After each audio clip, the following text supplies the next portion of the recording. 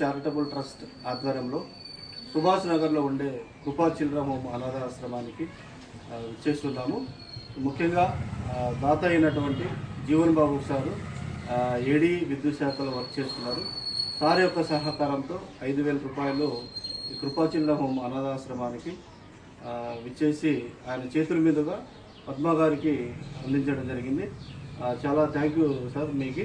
ఎందుకంటే ఇప్పుడు జూలై టైంలో పిల్లలు గవర్నమెంట్ స్కూల్, కొంతమంది ప్రైవేట్ స్కూల్కి వెళ్తున్నారు.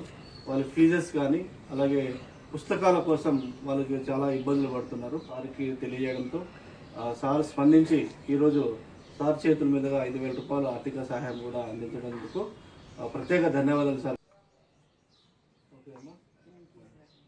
అలాగే బిడ్డలకి నా ఆశీర్వాదాలు.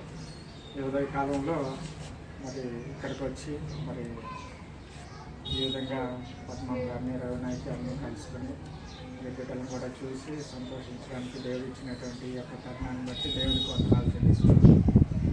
అలాగే మరి ఈ వయసులో మరి ఇంత భారం పెట్టుకుని పద్మమ్మ గారు ఈ ఆశ్రమాన్ని నడిపిస్తున్నారు.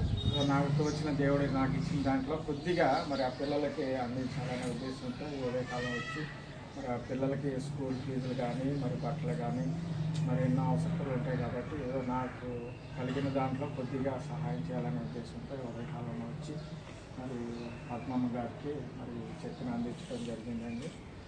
నేను చేసేది పెద్ద సహాయం ఏమి కాదు, కానీ మరి ముఖ్యంగా చెప్పాలంటే మరి రవినాయక్ గారు మరి వారు ఎంతో సేవ చేస్తున్నారు. సాంఘిక సేవ అనేక రకాల మరి ఆపదల్లో ఉన్నవారికి, ఇబ్బందుల్లో ఉన్నవారికి, అవసరతల్లో ఉన్నవారికి అనేక రకాలుగా ఆయన సహాయపడుతున్నారు. దేవుడు ఆయనకి వారికి ఆయురారోగ్యాలు అనుగ్రహించాలని భగవంతుని ప్రార్థిస్తున్నాను. అలాగే వారి యొక్క కుటుంబాన్ని కూడా మరి దీవించాలని మనస్ఫూర్తిగా దేవుని ప్రార్థిస్తున్నాను. అలాగే పద్మమ్మ గారికి కూడా దేవుడు మంచి ఆరోగ్యము, బలము, శక్తి ఇచ్చి ఇంకా మరి బిడ్డల్ని పోషించడానికి ఆవిడకి తగిన శక్తిని అనుగ్రహించాలని కూడా దేవుడిని ప్రార్థిస్తున్నాను. మరి బిడ్డలని దేవుడు సమృద్ధిగా దీవించి ఆశీర్వదించి మంచి వృద్ధులకి తేవాలని కూడా భగవంతుని ప్రార్థిస్తున్నాను.